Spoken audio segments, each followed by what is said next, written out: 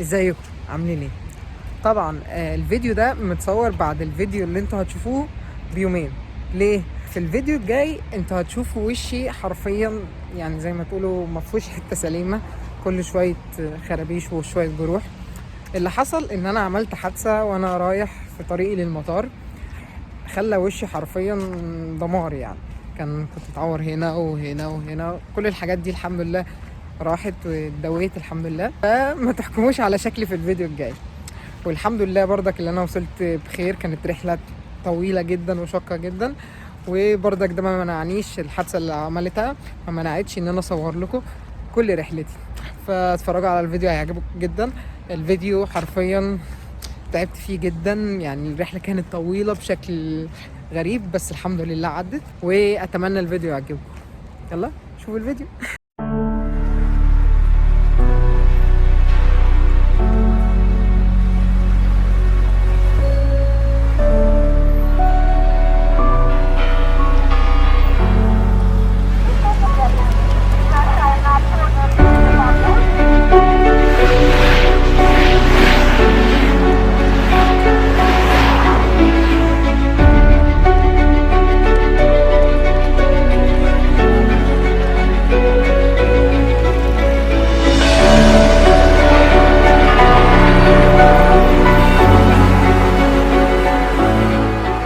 السلام عليكم، عاملين ايه؟ دلوقتي احنا في المطار وفي طريقنا للبوابة بتاعت الطيارة بتاعتي. فرحلتنا النهاردة هتكون حوالي 4 ساعات لدبي. بعد كده هنزل دبي، هقعد فترة وهي 12 ساعة، طبعا مدة كبيرة. وبعد ال 12 ساعة دي هركب بقى طيارة تانية لموسكو، ونوصل بإذن الله على خير. والله الموضوع متعب جدا المرة دي، وخصوصا ان الترانزيت المرة دي هيكون مدة طويلة أوي، 12 ساعة مش مدة صغيرة يعني. فبإذن الله ربنا يهون علينا رحلتنا ونوصل على خير. احنا دلوقتي في برج العرب، مطار برج العرب، وهنروح على مطار دبي على طول، لمدة 4 ساعات ونص. فبإذن الله تكون رحلة لطيفة خفيفة، وأكيد زي كل مرة أكيد أوريكم الرحلة بتاعتي عاملة ازاي. يلا بينا على الطيارة. انتوا عارفين دايما في أي رحلة أنا بقول لكم إن الممر ده بالنسبة لي بيكون ممر السعادة يعني.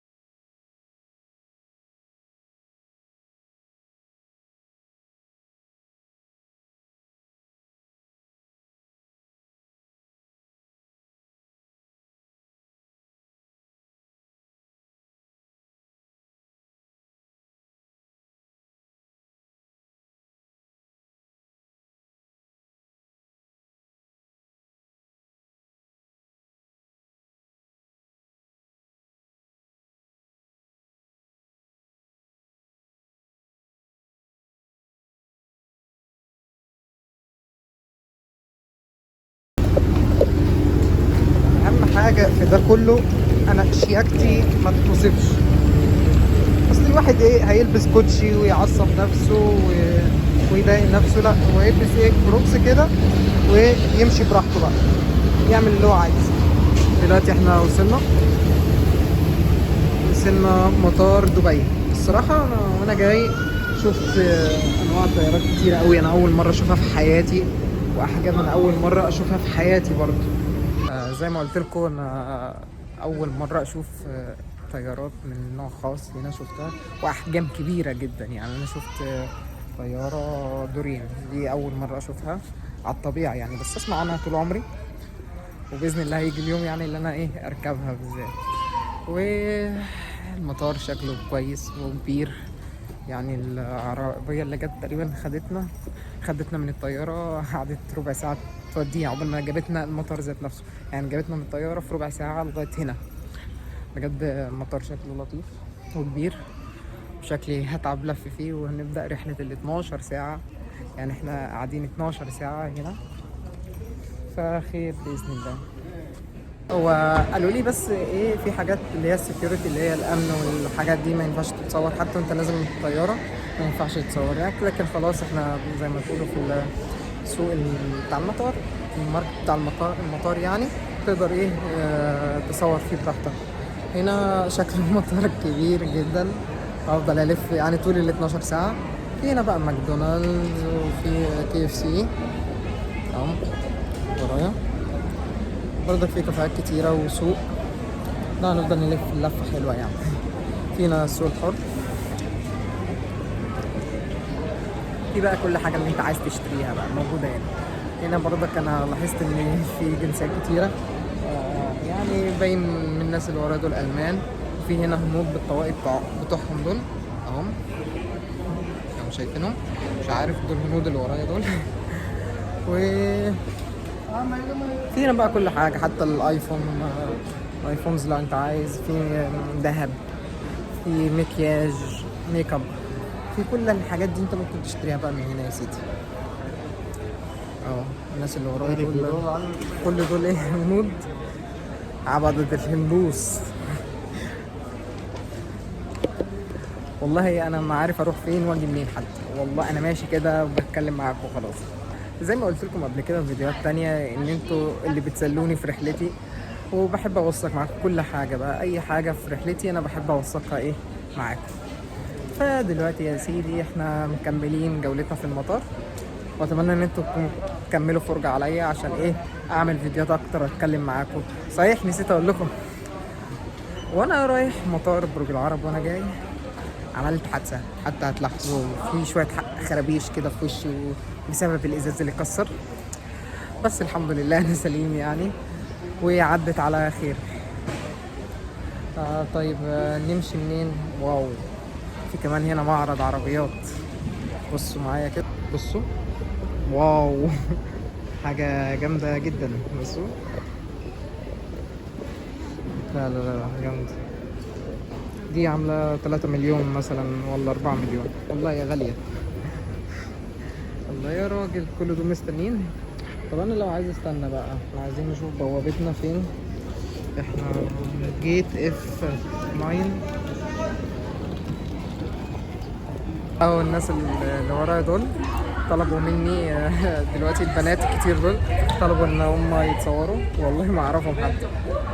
لقيتهم وقفوني بيقولوا لي لا تصورنا وكده، قلت خلاص صورتهم وكده. ونكمل رحلتنا. احنا قلنا احنا الجيت بتاعتنا F9 بس قدام، اللي هي تقريبا هي دي قدامي اهي. بس ناخد جولة كده بسيطة، مش عارف انا جعان وعطشان وفي حاجات كتيرة كده عايز اعملها. بس نشوف هنقعد فين الاول، وبعد كده ناكل بقى ونشرب ونعمل كل الحاجات دي. في ستاربكس كمان هنا، ستاربكس هو يعني كل واحد انت بتعرفه من شكله، يعني كل واحد يعني مثلا الهنود بيبقوا لابسين سلطانيه كده على دماغهم، والخلايجه بيلبسوا جلاليب والبتاع انتوا عارفينهم طبعا. لا كل واحد، حتى مثلا اغلب الهنود مثلا بتبقى بشرتهم سمرة شويه، فبيبانوا برضه تقريبا. دول اكتر ناس انا شفتهم من ساعه ما جيت هنا، عشان دول تقريبا اغلب بيشتغلوا في اكتر دبي. يعني على اخر مره جيت دبي كان اكتر الناس اللي بيشتغلوا فيها من الهنود، يعني عشان كده يعني. خليك معايا. مين ده؟ مش عارف، ده اللي هيجي دلوقتي، ده خارج من التجنيد، مش عارف عامل كده تاتو في كل جسمه ضخم كده. A few moments later. والله انا لو حكيت لكم ال 12 ساعه دول عدوا عليا ازاي في المطار هنا، مش هتصدقوا والله كان بصوا امل 12 ساعة قضيتهم في حياتي حرفيا. انا قاعد ما بعملش اي حاجة، انت قاعد في المطار هنا قاعد. انا نمت لي شوية حلوين يعني. الموبايل كنت كل شويه اقوم من مكاني عشان بس اشحن الموبايل وارجع تاني هخلص.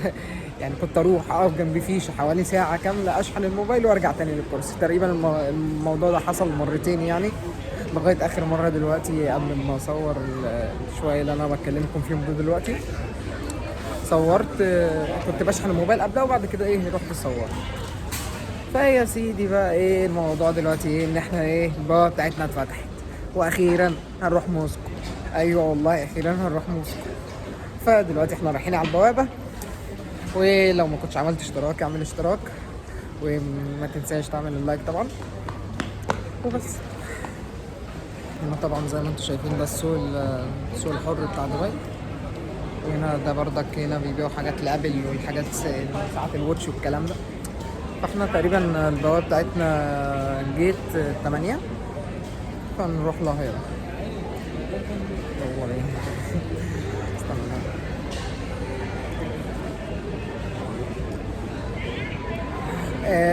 في حاجة هنا في المطار يعني تكاد تكون سيئة وتكاد تكون كويسة في نفس الوقت.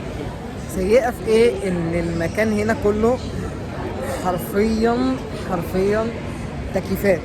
يعني انتوا لو شايفين كل دي تكييفات مغطية المكان بالكامل، لدرجة انها خلتني ساعات 12 ساعة انا قاعد في المنطقة دي كده تلج. لا حرفيا تلج والله تلج، وانا لابس صيفي يعني. انا لابس صيفي فالموضوع كان صعب جدا يعني. فهي دي الجيت بتاعتنا، دي الجيت بتاعتنا. هنروح نوقف في الطابور اللي واقف ده وندخل. يلا بينا يلا بينا.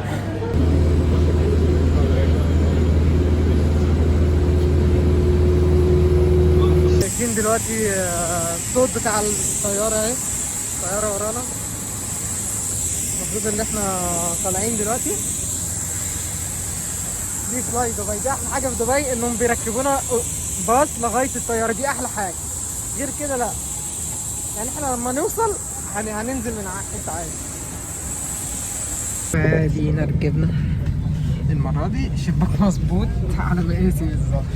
في الرحلة اللي فاتت الشباك كان ورا شوية، كنت لازم ارجع الكرسي عشان اظبط البتاع.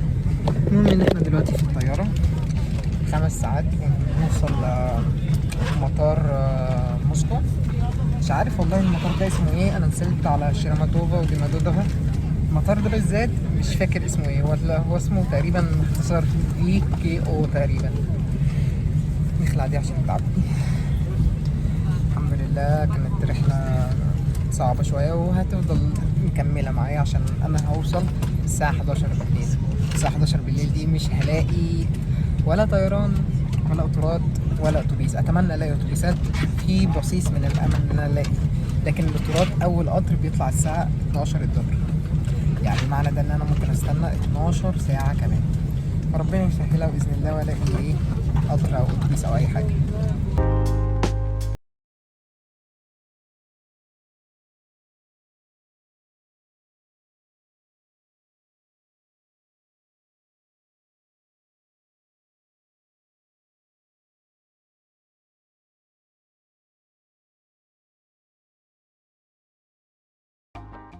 وصلنا خلاص يا شباب، زي ما قلت لكم ده البيزنس كلاس.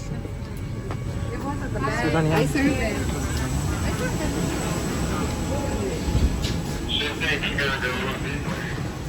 وصلنا خلاص اهو. الجو بارد شوية. مستني اخد الشنطة عشان اسمه ايه ده فيها الجاكيت وكل حاجة، ده افضل يعني. وكده خلاص رحلتنا النهاردة بتنتهي يعني. كنت معايا من اول اليوم، من اول ال5 ساعات بتوع دبي لغاية 12 ساعة اللي انا قعدتهم في مطار دبي، ودلوقتي 5 ساعات تانيين. اليوم كان رخم وطويل وتعبت فعلا يعني. انا اول ما دخلت الطيارة دي المرة دي نمت على طول، ما كانش في اي حل غير كده. كنت مرهق جدا والله. بس الحمد لله وصلنا على خير ورحلتنا عدت على خير. ودلوقتي احنا رايحين بقى ناخد الشنطة بتاعتنا. يلا بينا. اخيرا وصلنا، اخيرا والله الواحد جعان وعطشان وفي حاجات كتيرة كده عايز يعملها. بس الشنط تقريبا، هو الشنط لسه ما طلعتش على السير وما اتنقلتش، ولا هي بتلف وانا مش شايف؟ لا هي الشنط لسه بتلف اهي. باذن الله نروح نلاقي شنطتنا الجميله وناخدها ونمشي، عشان انا ايه مرهق جدا والله العظيم، مع اني مش واثق ان انا هلاقي اتوبيس او قطر او اي حاجه توديني، بس اهو نحاول يعني. عروستنا جت اهي، خلاص هناخدها ونمشي، بس شكلها اتكسرت. تعالي تعالي.